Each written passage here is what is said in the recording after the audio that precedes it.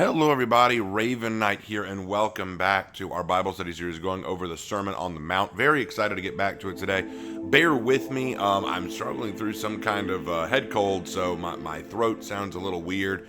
If my voice breaks or cracks or something like that, that's probably what's going on. But just bear with me. We're still going to do this because I really want to get into today's lesson. Today we are going back into the Beatitudes. Go ahead and turn your Bible to the book of Matthew. Go ahead and turn to Matthew chapter 5. And when you get to chapter 5, you're going to be in verse 8. And I've got all my notes here, so bear with me. You may hear some pages moving. But we're going to be in Matthew 5:8 today. And one thing that I want to tell you while you're turning there, this is kind of cool. Some of you may or may not know this about me, but I collect swords. And I have a very nice collection. It's not super big, but I've got quite a number of swords. Now, here's the cool thing about the swords, though. I have various different kinds. I have some katana, a broadsword, a long sword. I have a pole axe. I have a zeon. I have a machete. I have a nodachi. I have a lot of different kinds of swords. And some of those swords, I have different variations of those. For example, I have 3 katana, which is pretty cool. But here's something that a lot of people don't know about sword collecting. And it's something that unless you've been doing it for some time, you're not going to know it. So you've got to be careful when buying a sword what you're looking for, because there's going to be some swords out there that look really, really nice. Like I've got this one sword. It was one of the first ones I ever got. Looks very pretty, looks very nice, and it hangs on the wall really well. If you take it out of its sheath, it looks very shiny. It almost glitters when the light hits it just right. It looks really, really cool. But what I didn't realize about it when I bought it, and what a lot of people don't realize about it, is this is a sword made from stainless steel. It does not have a high carbon makeup.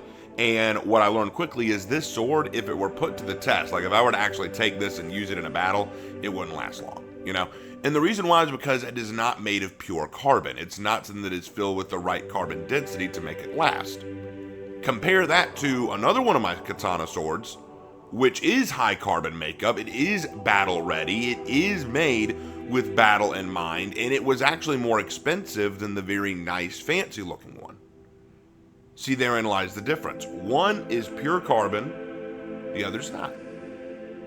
And one, which is pure carbon, is way more valuable than the one that isn't. And this is something you keep in mind in sword making and in sword collecting. Another example, gentlemen, I know I've got a lot of gentlemen who watch these, but if there are any ladies watching, ladies, you can back me up on this. One day, when a guy presents you with that diamond ring, what are the three or four C's of getting? You know what they are? The three C, the C's are color, cut, clarity, and carat. Those are the 4 C's that I've heard. Some of you may not consider some of them, but those are the 4 C's that my dad told me. Today, but think about clarity. What does clarity mean? Clarity in terms of diamond getting means that if you were to shine a light through this diamond, you could see clearly through it. That means it is a pure diamond. The content is pure. And that means that the more pure it is, the more valuable it is. And trust me, diamond connoisseurs know this. Now, why am I talking about swords and diamonds? What am I talking about all that for? Well, it goes into what we're talking about today. In Matthew 5, verse 8, Jesus says, "Blessed are the pure in heart, for they shall see God." The great thing about this beatitude is that it's not at all complicated. The Greek word for pure here means unmixed, and nothing is mixed in. So if my diamond and sword analogy was a little confusing for me, let me put it in another way. There is value in purity. There is value in purity. But the thing is, you can't always tell purity just from an external look alone. To the untrained eye, every diamond looks the same. They don't care about the clarity. And to the untrained eye, the fancy looking sword is just as valuable, if not more valuable, than the more common looking sword that is made of better carbon material. Because what we care about, and I think this is one of the biggest problems we face, we care about outward appearance more than we do internal purity.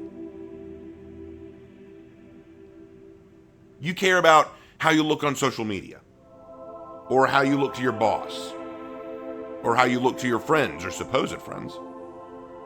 But behind closed doors, when no one's around, what does your heart look like? If you turn to Jeremiah 17:9, it reads, "The heart is deceitful above all things and desperately sick. Who can understand it?" Matthew 15:18 through 19, Jesus tells us scathingly that all that comes out of the mouth is tied to the heart, and what comes out of our mouth is lies, deceit, slander, false witness, and on and on and on and on. We have sinful, depraved, and ugly hearts. We have, in a word, mixed hearts. We're not pure. Paul says in Romans that he doesn't even understand half the sin that comes up in his thoughts. So the question has to be, if we're blessed to have pure hearts, but our hearts are very much not pure, what on earth can we do? What's the secret? There are 2 points that I want to raise here. 2 points, very simple ones. The first one is that we can't purify our hearts. God purifies our hearts. I'm just going to say it. You're never going to get a clean heart. You can try all you want, but you cannot do it. You cannot make yourself clean. You want to know the difference between Christianity and every other religion? This is something that I get asked a lot. What is the big difference between Christianity and every other religion? Here it is. I can sum it up like this. Every other religion says, here's how you clean yourself up outwardly to please God. Here's how you clean yourself up outwardly to please God. You participate in this tradition. You live this way. You pray this way. You offer these sacrifices. You perform this deed. If you change your outward behavior, appearance, and attitude, it'll please God. But Christianity says you can't clean up enough. You can't clean up enough to please God. In Matthew 23:25 through 26, Jesus says of the Pharisees, "Woe to you, scribes and Pharisees, hypocrites, for you clean the outside of the cup and the plate, but inside they are full of greed and self-indulgence. You blind Pharisees, first clean the inside of the cup and the plate, that the outside might also be clean. It does not matter if your car looks nice and polished and clean. If the engine inside is dead, the car won't go anywhere."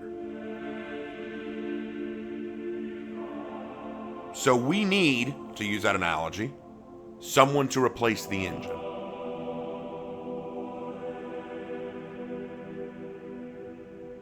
David says it himself in Psalm 51:10. "Create in me a clean heart, O God, and renew a right spirit within me." A lot of pastors and priests will try to sell you a medication for your heart, but the true Christian walk does not require a medicated heart. It requires a heart transplant. We need God to create a heart in us, to create a new heart within us. Paul says it himself, "For I am a new creation. The old has gone and the new has come."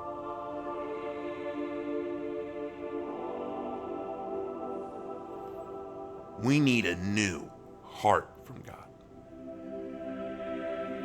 Because the reality is, if we spend all our time outwardly trying to look good, we're no better than the Pharisees. Because the Pharisees at their time period were the most revered and honored men because they understood the law and read the law better than anyone else. So if you looked at a Pharisee, you thought, now there's a man who follows God. There's a righteous man who knows God. But Jesus says, all you do is clean the outside of the cup, but you don't clean the inside. And let me tell you something, I'm not about to drink out of a cup that is dirty on the inside. We've got a problem where we want to outwardly look like Christians or outwardly look righteous, but hide what's on the inside. We should be asking God to clean the inside. We should be asking God to change our heart, our desires. Because it's not going to matter what our outwardness looks like to God. He knows our inwardness. And further, Jesus said it himself, the words you speak will reflect your heart. Inevitably, you're going to let it slip and people are going to start to see what's ugly underneath. The second point I want to make, and the last point, God welcomes us into his presence when we are willing to change our hearts. So remember what the Beatitude says. What does the Beatitude say? It says, blessed are the pure of heart, for they shall see God. Okay, what does it mean to see God? It means that when we accept Jesus Christ to renew our hearts, we get access to God. God allows us to be with him. The good news about Christianity is that God is more than aware that we can't reach him by our own power. Our hearts are hopelessly sinful. Go back to Jeremiah 17:9 again. So the only solution, therefore, is for God to personally intervene for us, and that's where Christ and his sacrifice comes in.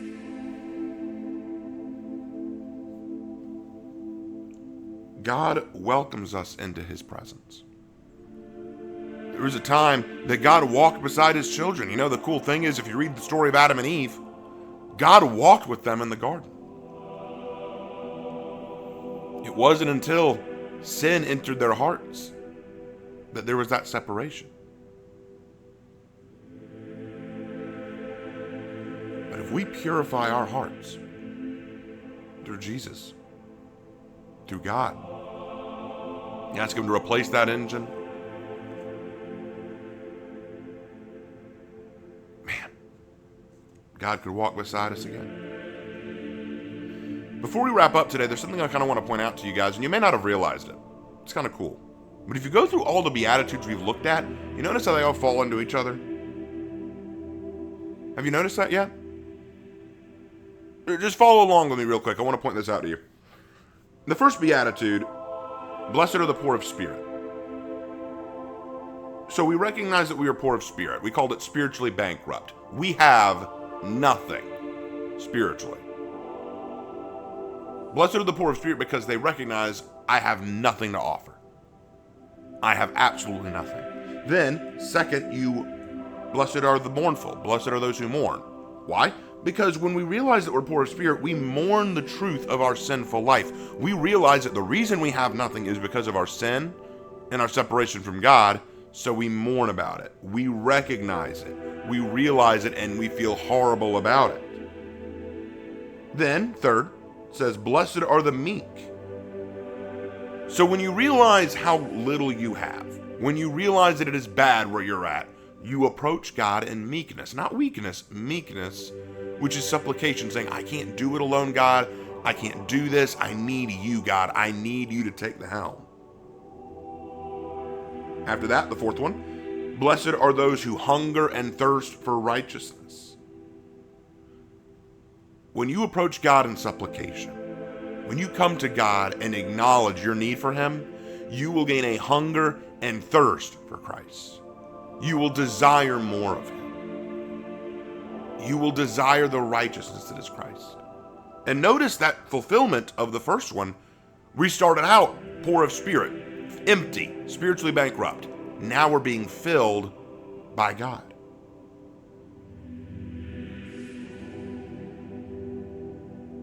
And then next, blessed are the merciful. And the reason why, blessed are the merciful, because when you have yourself filled, you will want to show mercy to others. You will begin to give mercy willingly. Mercy will come from that fulfillment. And now, blessed are the pure of heart, because when you are filled with righteousness, God will get to work on your heart. All of this came from a recognition of emptiness, mourning of it, an approach to God in meekness, a hunger and thirst for Him, which led to mercy and purity. The Beatitudes flow into each other.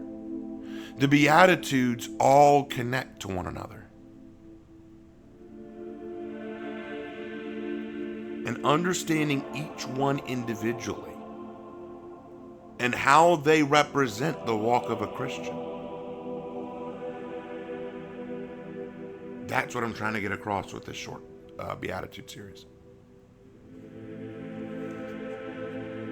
Now, guys, that is all I have for you today. I know this was a bit shorter than normal, which is fine. But we're not quite done. We're not quite done. We got a few more Beatitudes to go through. Super excited to go through them, guys. Super excited. I look forward to seeing you guys next Sunday. But until then, take care, everyone, and God bless.